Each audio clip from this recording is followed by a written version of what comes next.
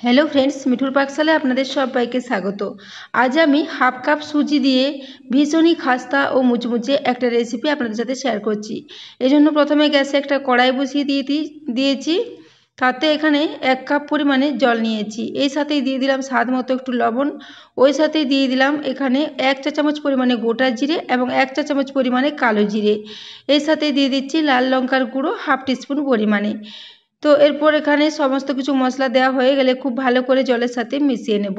এখানে আর বিশেষ কোনো মশলার প্রয়োজন হবে না। এই কটা মশলা দিয়ে রেসিপিটা দুর্দান্ত টেস্টি এবং খাস্তা ও মুচমুচে মতো রেডি হয়ে যাবে।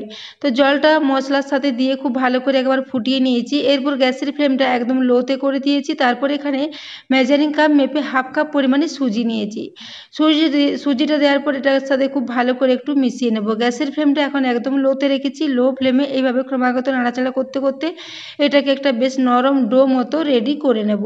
তো বন্ধুরা, আজকের রেসিপিটা ভীষণই সহজ এবং ভীষণই খাস্তা ও মুচমুচে একটা রেসিপিটা যদি ভালো লেগে থাকে তাহলে অবশ্যই বন্ধুদের সাথে একটু শেয়ার করে দেবেন এবং রেসিপি ভালো লাগলে একটা লাইক করতে ভুলবেন না।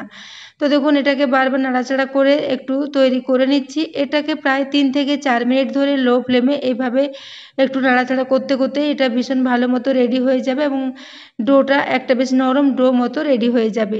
তো দেখুন, এই জন্য এটাকে ক্রমাগত নাড়াচাড়া করতে করতে রেডি করে নিচ্ছি।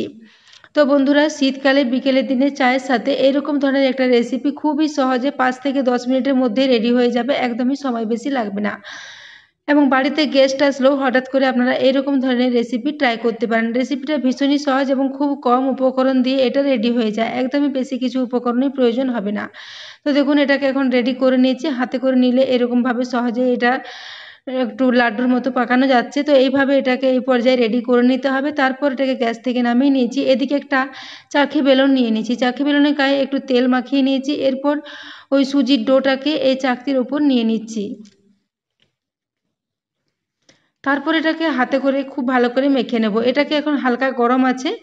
এই হালকা গরম অবস্থাতে এটাকে একটা বেশ ভালো করে ঠেসে ঠেসে মেখে নিতে হবে, যাতে এর মধ্যে কোনো মোটা দানা বা কিছু না থাকে এবং ডোটা বেশ একটা মসৃণ ডো মতো রেডি হয়ে যায়। তো জিরে ও এখানে কালো জিরে দিয়েছি, সেজন্য এর টেস্টটা ভীষণই ভালো লাগবে। তো বন্ধুরা, আজকে আমি একটা বেশ নোনতার রেসিপি আপনাদের সাথে শেয়ার করেছি। চায়ের সাথে আমরা প্রায় দিনেই দোকানের কিনে নেওয়া চিপস বা বাড়িতে তৈরি বিভিন্ন রকমের চিপস দিয়ে আমরা চায়ের সাথে খেয়ে থাকি, কিন্তু এইরকম ধরনের একটা নোনতার রেসিপি খুব সহজেই আপনারা বাড়িতে রেডি করে নিতে পারেন এবং খুব বেশি উপকরণ লাগে না, খুবই চটজলদি রেডিও হয়ে যায় এবং বানানো ভীষণই সহজ। তো দেখুন, এরপর আমি ডোটাকে দুভাগে ভাগ করে নিয়েছি। এরপর একটা ডো সাইডে রেখে দিচ্ছি। তারপর আর একটা ডো নিয়ে এটাকে একটু গোল করে বেলে নেব। তো তার জন্য একটা ডো সাইডে রেখে দিয়েছি। এরপর আরেকটা ডো নিয়ে এটাকে একটু হাতে করে এভাবে গোল গোল করে চ্যাপটা করে নিচ্ছি। তারপর বেলুনের সাহায্যে এটাকে একটু পাতলা করে বেলে নেব। খুব বেশি মোটা করে বেলবো না, এটাকে একটু বেশ পাতলা করেই বেলতে হবে। তো বন্ধুরা, আজকের এই নোনতার রেসিপিটা আপনাদের কেমন লেগেছে অবশ্যই কমেন্ট করে জানাবেন এবং রেসিপি ভালো লাগলে একটা লাইক করতে ভুলবেন না এবং রেসিপি ভালো লাগলে একটা সাবস্ক্রাইব করে অবশ্যই আমার পাশে থাকবেন। তো দেখুন, এরপর আমি এটাকে এভাবে একটু পাতলা করে বেলে নিচ্ছি।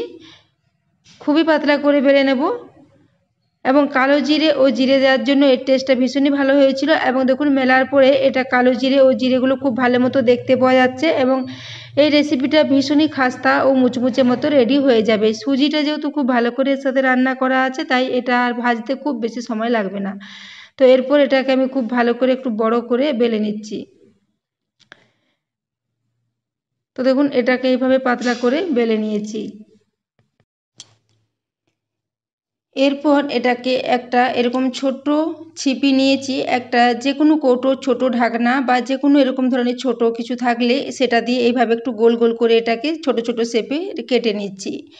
তো দেখুন, এভাবে কেটে নিলে সবগুলো একই মাপের হবে এবং দেখতেও ভালো লাগবে। তো সেই জন্য এরকম একটা ছোট্ট গোল মতো বাড়িতে যদি কিছু থেকে থাকে সেটা দিয়ে এইভাবে কেটে এটাকে রেডি করে নিতে হবে। তো এখানে আমি একটা ছোট্ট বোতলের ঢাকনা নিয়েছি, সেটা দিয়ে এইভাবে একটু গোল গোল করে এখানে এগুলোকে কাট লাগিয়ে নিচ্ছি।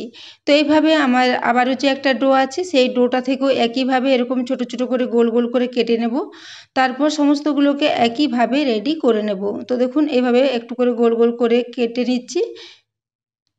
তো এইভাবে কেটে নেওয়ার পর উপরের যে অংশটা বাড়তি আছে সেটাকে এইভাবে একটু হাতে করে তুলে নেব। তারপর এইভাবে এই গোল গোল নোনতাগুলোকে এভাবে তৈরি করে নেব। তো বন্ধুরা, আজকের রেসিপিটা যদি ভালো লেগে থাকে অবশ্যই একটা লাইক করতে ভুলবেন না। এবং এই রেসিপিটা বানিয়ে নেওয়া ভীষণই সহজ। বিকেলে চায়ের সাথে এটাকে রেডি করতে পারেন, কিংবা এটাকে আগে থেকেও রেডি করে আপনারা 1 সপ্তাহ পর্যন্ত যে কোনো একটা শুকনো কন্টেনারের মধ্যে রেখে স্টোর করে রাখতে পারেন।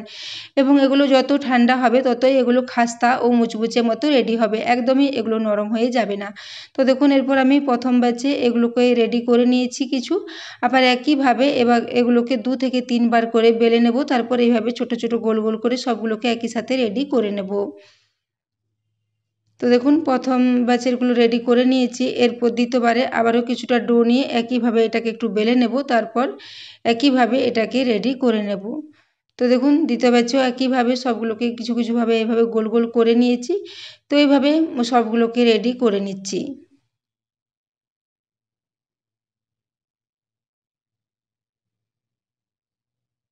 তো দেখুন, সবগুলো এখানে রেডি করে নিয়েছি। তো রেডি হয়ে যাওয়ার পর এদিকে আমি গ্যাসে একটা ফ্রাই প্যান বসিয়ে দিয়েছি। তাতে এখানে 1 কাপ পরিমাণে তেল দিয়ে দিয়েছি। এখানে আমি এগুলোকে একটু শ্যালো ফ্রাই করে নিয়েছি। আপনারা চাইলে এগুলোকে বেশি তেলে এগুলোকে ডিপ ফ্রাই করেও ভাজতে পারেন, সেক্ষেত্রেও একই রকমভাবে এগুলো রেডি হবে। তো দেখুন, এরপর আমি গ্যাসের ফ্লেমটা একদম হাই ফ্লেমে রেখেছি। হাই ফ্লেমে এগুলোকে একটা একটা করে দিয়ে দেবো। তো এগুলো যেহেতু সুজিটা খুব ভালো মতোই রান্না করা আছে, সেজন্য এগুলোকে একদমই লো ফ্লেমে বা মিডিয়াম ফ্লেমে ভাজবো না, তাহলে এগুলো খুব বেশি তেল টেনে নেবে। এবং এগুলোকে হাই ফ্লেমে ক্রমাগত নাড়াচাড়া করতে করতে ভেজে নেব। যেহেতু এগুলো ভীষণই পাতলা মতো করে রেডি হয়েছে, এগুলো ভাজতে একদমই বেশি সময় লাগবে না। প্রায় 2 থেকে 3 মিনিটের মধ্যে এগুলো ভীষণই খাস্তা ও মুচমুচে করে ফ্রাই হয়ে যাবে। তো একেবারে যতগুলো দেওয়া যায় ততগুলোই আমি এখানে দিয়ে দিচ্ছি। তো বন্ধুরা, এরকমভাবে রেসিপি তৈরি করে আপনারা যে কোনো কন্টেনারে পুরে এগুলোকে রেখে দিতে পারেন। এবং বিকেলে চায়ের সাথে বা এমনিতেই এগুলো কিছু খেতে ইচ্ছে করলে যখন তখন এগুলো খেয়ে নেওয়া যায়। ভীষণই ভালো লাগে, ভীষণই নোনতা, এবং একটু বেশ ঝাল লঙ্কার গুঁড়ো দেওয়া আছে, সেজন্য একটু ঝাল ঝালও হয়েছিল। এবং এখানে জিরে ও কালো জিরে দেওয়ার জন্য এর টেস্টটা অনেকটাই বেশ পকোড়ার মতো লাগবে। এগুলো খেতে দুর্দান্ত স্বাদের হয়েছিল বন্ধুরা, অবশ্যই বাড়িতে একবার ট্রাই করবেন। তো দেখুন, এভাবে এগুলোকে একটু নাড়াচাড়া করে বারবার উল্টে পাল্টে ভেজে নিতে হবে। গ্যাসের ফ্লেমটা যেহেতু হাই ফ্লেমে আছে, সেহেতু এগুলোকে ক্রমাগতই এইভাবে নাড়াচাড়া করে একটু ভেজে নিতে হবে। তাছাড়া একদিকটা খুব বেশি ফ্রাই হয়ে যাবে এবং একদিকটা কম হবে, সেজন্য এগুলোকে ক্রমাগত এইভাবে নাড়াচাড়া করতে করতে একটু ভেজে নেব। একটু বেশ লালচে কালার আসবে সেই পর্যন্ত এগুলোকে একটু ভেজে নিতে হবে। তো দেখুন, এইভাবে নাড়াচাড়া করতে করতে একটু সময় নিয়ে ভেজে নিচ্ছি। তো বন্ধুরা, আজকের রেসিপিটা বানিয়ে নেওয়া ভীষণই সহজ। অবশ্যই একবার বাড়িতে ট্রাই করবেন, এবং ট্রাই করলে কেমন হয়েছে কমেন্টে জানাতে ভুলবেন না। তো দেখুন, এর মধ্যে একটা খুব সুন্দর হালকা কালার চলে এসেছে। এইভাবে ক্রমাগত নাড়াচাড়া করতে করতে এগুলোকে ভেজে নিচ্ছি।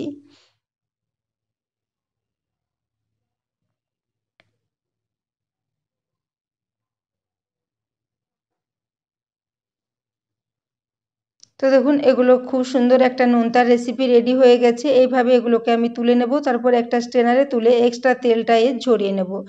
সেই জন্য একটা এখানে স্ট্রেনার নিয়ে নিয়েছি, তাতে করে সবগুলোই তুলে নিচ্ছি।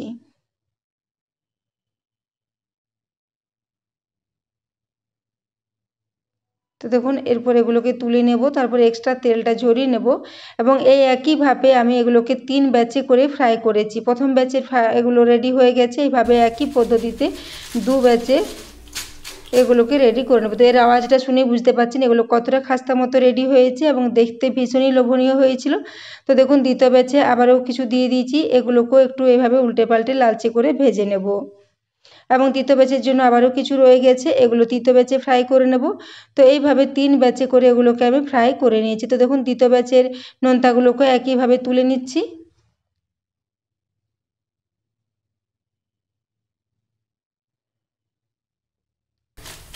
এবং এর আওয়াজটা দেখুন, আওয়াজটা দেখেই বুঝতে পারবেন এগুলো কতটা খাস্তা ও মুচমুচে মতো রেডি হয়েছে। তো দেখুন, এরপর একটা প্লেট নিয়ে নিয়েছি, তারপর এগুলোকে সার্ভ করে দিয়েছি। তো বন্ধুরা, এরকম ধরনের রেসিপি তৈরি করে আপনারা বাড়িতে 1 সপ্তাহ পর্যন্ত এগুলোকে স্টোর করে রাখতে পারেন। ভীষণই খাস্তা থাকবে, একদমই নরম হয়ে যাবে না। এগুলোকে চাইলে আপনারা এমনিতে যে কোনো ধরনের চাটনির সাথেও সার্ভ করতে পারেন, কিংবা বিকেলে চায়ের সাথে এগুলো একদম পারফেক্ট একটা রেসিপি। তো এর আওয়াজটা একবার দেখে নিন। ভীষণই খাস্তা ও মুচমুচে একটা রেসিপি, এবং মুখে দিলে একদম মিলিয়ে যাবে, এবং হাতে এগুলো খুব সহজেই ভেঙে গুঁড়ো হয়ে যাবে। তো দেখুন, হাতে এগুলো খুব সহজেই এরকম ভেঙে গুঁড়ো হয়ে যাবে। তো তো বন্ধুরা, আজকের রেসিপিটা এতক্ষণ পর্যন্ত দেখার জন্য আপনাদের অশেষ ধন্যবাদ। আবারও চলে আসবো রেসিপি নিয়ে।